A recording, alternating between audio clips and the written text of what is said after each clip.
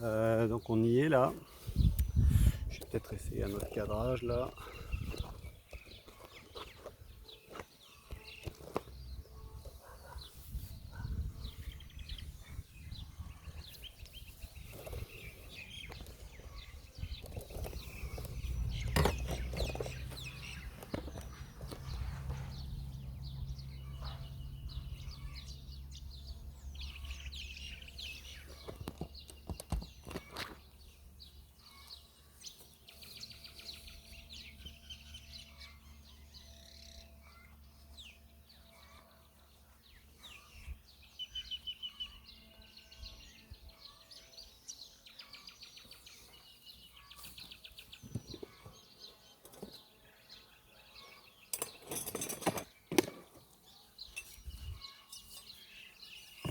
Voilà, donc je suis paré là.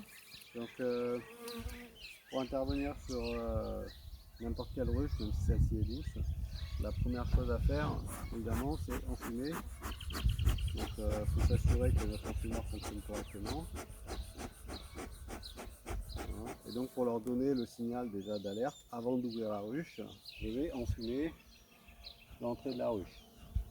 Voilà, je l'enfume. J'enfume pas mal. Hein. Voilà, comme ça déjà, là elles sont déjà assez occupées à l'intérieur. Donc je mets mon outil. Là j'enlève le toit en galva. Voilà, on a vu un petit, je sais pas si vous l'avez vu, il y avait un petit margouillat, une espèce de tarente. Ils aiment bien se mettre là, ils sont chauds. Donc moi sur mes ruches, je mets ce petit coin de ruche, ça me permet de caler les éléments pour pas qu'ils bougent. Et puis là, je mets une espèce d'angle qui me permet en fait d'éviter d'abîmer en fait mon corps de ruche. Donc je glisse du coup mon lève-cadre dans la fente juste au-dessus de la ruche et j'appuie vers le bas pour soulever le couvre-cadre. Donc là j'en profite du coup pour enfumer un peu.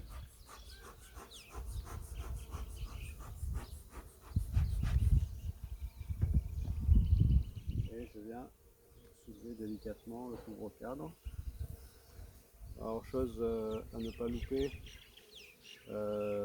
il est possible un jour que vous retrouviez avec la reine sur le couvre-cadre. Donc c'est assez important de toujours vérifier, de manière à ce que si elle se balade là-dessus, on la fasse tomber dans la ruche. Donc pour la faire tomber, je donne un coup sec sur mon couvre-cadre et quelques abeilles après, je peux les faire descendre à la main.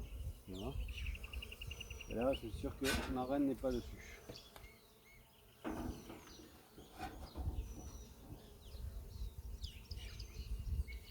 Donc là, je contrôle visuellement, donc il me semble bien qu'on est bien sur 10 cadres. Je travaille sans crémaillère, moi sur de la Langstroth, j'ai dit ça, mais c'est la seule ruche qui fait exception, celle-ci a des crémaillères, donc c'est pas évident de la manipuler. Donc là je vais voir aujourd'hui l'état des cadres. Là j'ai vu que j'ai rajouté un cadre neuf, c'était une cire gaufrée parce que je l'ai noté blanc. Notre saison à nous elle commence maintenant, donc on n'attend pas le 1er janvier 2021 pour mettre du blanc.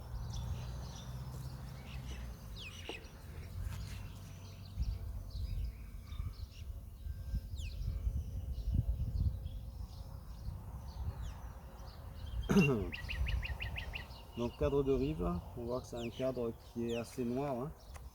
C'est un cadre qui devrait disparaître de la ruche. De l'autre côté, on voit que c'est gavé de nectar en haut, sachant que cette ruche, je ne la nourris pas comparé à celle de l'extrémité. Donc ça veut dire qu'il y a des ressources. Il y a des ressources dans le coin. Donc là, ça rentre vraiment du nectar. Hein. Voilà, je ne sais pas si on voit bien, là, toutes les alvéoles, ça brille. Là, on voit qu'elles ont operculé du miel. Voilà.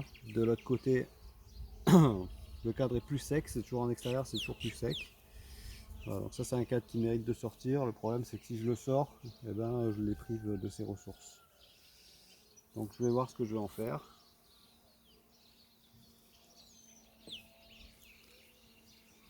Donc là je cale mon cadre sur un coin, je ne le colle pas à la ruche, de manière à ce que les abeilles ne se retrouvent pas sur la paroi.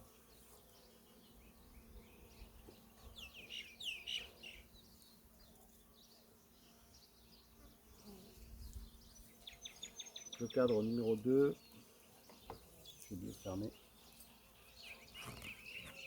La fermeture est claire. Je ne sais jamais s'il y a des petites malines qui veulent rentrer par-dessous. On voit ça, voilà. Elles montent, elles viennent voir, mais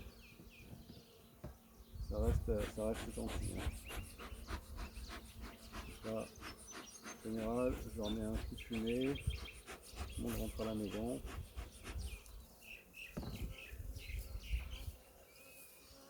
Donc le cadre numéro 2, celui-là je l'ai mis à construire il y a moins d'une semaine. On va voir où c'est qu'elles en sont.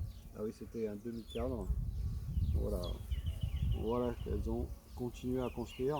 Et ce qui me plaît, je ne sais pas si on le voit là, c'est qu'elles construisent bien en mâle.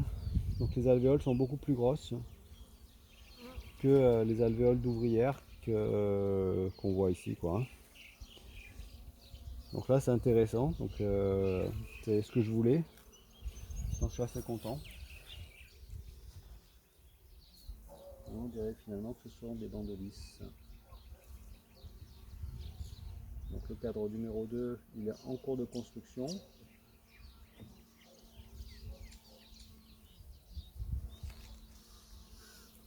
Le cadre numéro 3.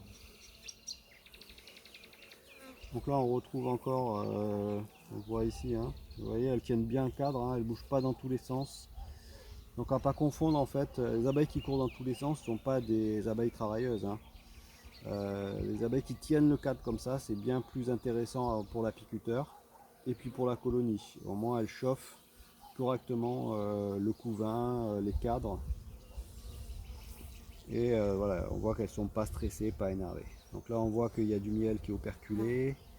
Là je l'ai vu par là, voilà, là il y a du nectar qui brille. Je ne sais pas si on le voit là.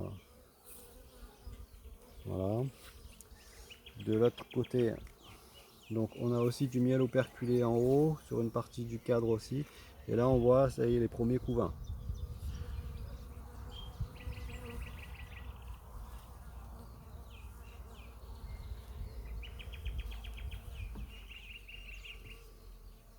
Alors quand vous remettez un cadre dans la ruche, voilà, essayez de ne pas faire de secousses, elles n'aiment pas ça.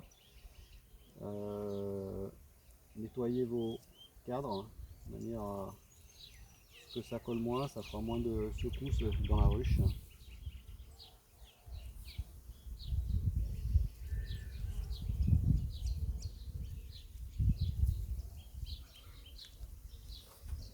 Voilà, et je laisse pas traîner sur les bords du rucher ce que je récupère.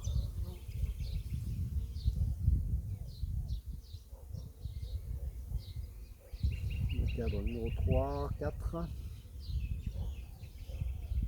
est lourd. Là on voit qu'il y a un très beau couvain. On voit qu'il y a du nectar quand même dans les alvéoles qui sont au centre. Sur le côté, du miel operculé en haut. Ça s'agite un peu. De l'autre côté c'est pareil, on a un très beau couvain.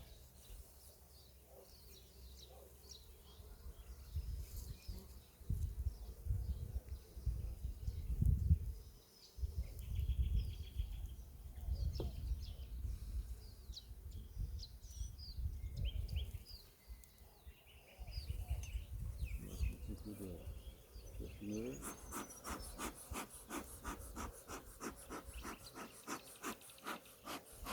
C'est pas le temps idéal pour faire une visite. Hein.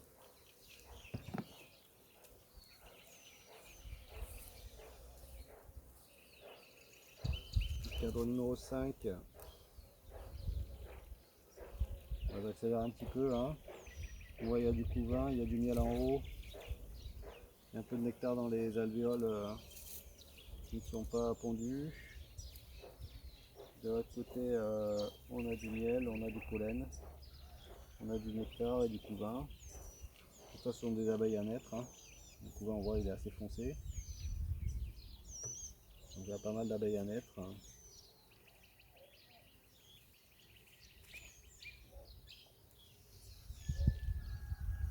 Le cas numéro 6, aussi du couvain, du miel en haut. De l'autre côté, c'est le même.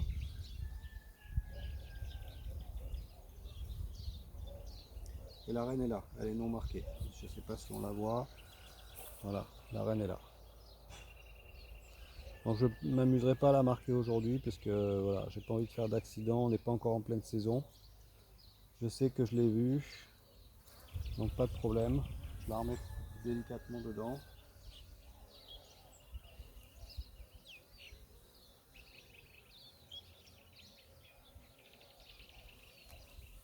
Voilà, on a un petit d'enfumoir.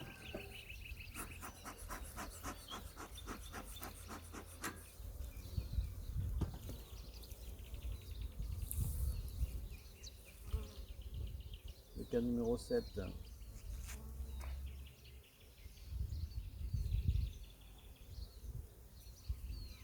Là aussi, donc on a du couvain, du miel, du nectar, du pollen. J'aimerais bien en voir plus du pollen. Mais bon, là, je ne sais pas si on voit sur le cadre, là, juste en dessous du miel, là, c'est du pollen.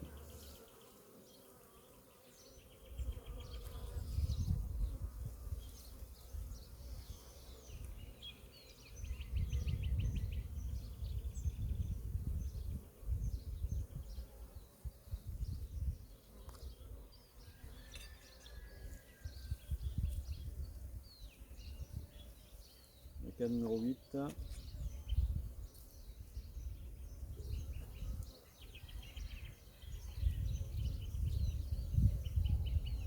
Toujours du couvain, du miel en haut, du pollen juste en dessous et le couvain. Donc c'est parfait. L'autre côté, hein. Alors là, je sais pas si vous le voyez là, cette abeille là, elle ne le fait plus. Regarde si elle le fait à nouveau. Elle ne le fait plus.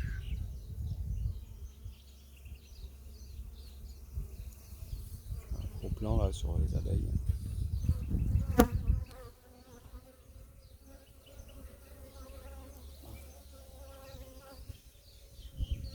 Bon, elle était en train de faire une danse. En fait, ça n'amuse pas à danser, hein, c'est pas la Java dans la ruche. Hein. C'est juste que c'est une manière de communiquer pour elle. Et en fait, on s'est aperçu. Donc il y a quelqu'un qui a quand même fait une étude très poussée là-dessus et qui a quand même eu un prix Nobel. Hein, c'est pas des oui-dire hein, ou des légendes. Hein. Grâce à cette danse, elles vont indiquer aux autres abeilles où se trouve la ressource en utilisant l'angle qu'elles font par rapport à la ruche pour déterminer l'angle de sortie de la ruche, de la ressource. Et après, avec la vitesse et le battement de leur abdomen sur la ruche, elles vont indiquer la distance.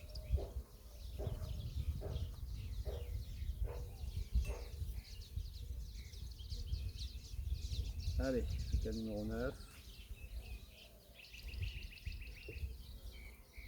Un peu plus léger, donc là on retombe sur des ressources. On voit, hein, c'est du miel, operculé, il y a du nectar dessous. De l'autre côté, on voit qu'il y a du nectar en haut là, ça brille.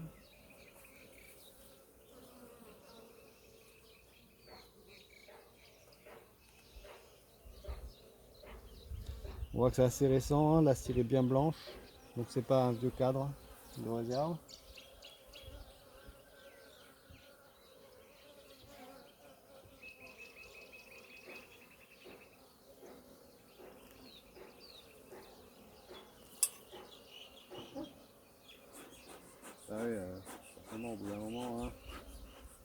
peut être contente. Hein.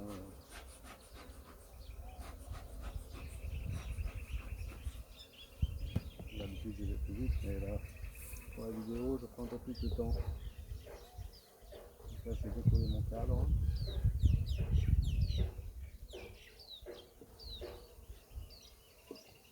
Ça va sortir correctement. Il va se rester encore un morceau de paille. Donc là de la réserve. Hein. Miel. Hein. Et de l'autre côté, c'est plus vide. C'est normal. J'essaie de casser les ponts.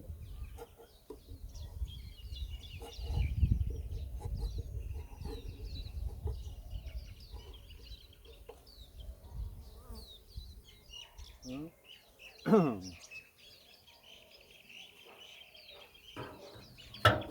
C'est encore un morceau de tige de temps. Ça sera bien. Voilà. Et je le remets dans le même sens. Voilà. Alors petite astuce après pour fermer la ruche. C'est important que ça s'encadre de miel. Si je le remets de l'autre côté, je vais déséquilibrer la ruche. Donc j'essaye de la remettre dans le même sens. On a vu qu'il y avait une reine dedans. Donc la reine, on ne peut pas lui dire, tu restes là tranquillement sur le cadre. Donc elle va se balader. Le risque, c'est qu'elle se retrouve entre deux cadres. Donc plutôt que de prendre 9 risques en remettant les cadres correctement sur la droite, ce que je fais, s'il y arrive, hein, c'est que je vais pousser les cadres 3 par 3. Voilà. Si je les ai bien collés à la visite à chaque fois, eh bien ça ne posera pas de problème. Donc je limite les risques d'écraser une reine quand je vais faire coller les cadres. Donc là je vois qu'il y a une abeille qui est au milieu, donc je pousse doucement, elle se pousse. Voilà. Et les deux derniers, je les repousse. Donc là il y a une abeille qui est au milieu là.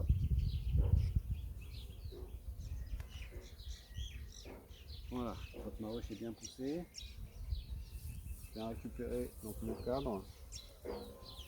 Donc idéalement, il faudrait que je sorte celui-là. Donc je ne peux pas l'enlever, surtout que j'ai un cadre qui n'est pas complètement construit à côté, donc je vais leur laisser. La ruche n'a pas besoin de nourriture.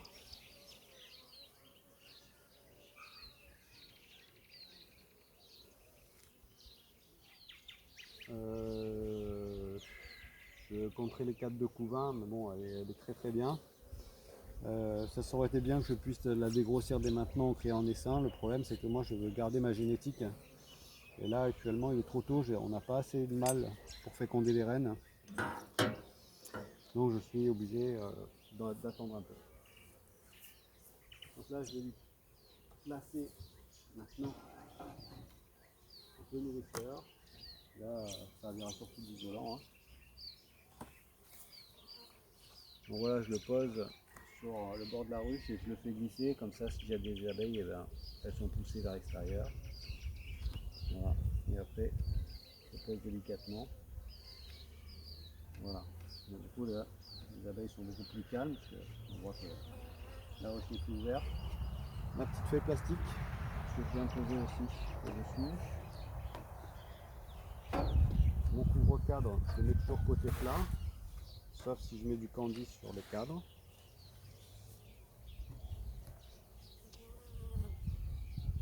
Voilà, ça me permet aussi d'avoir un volume d'air ici qui va encore isoler la ruche.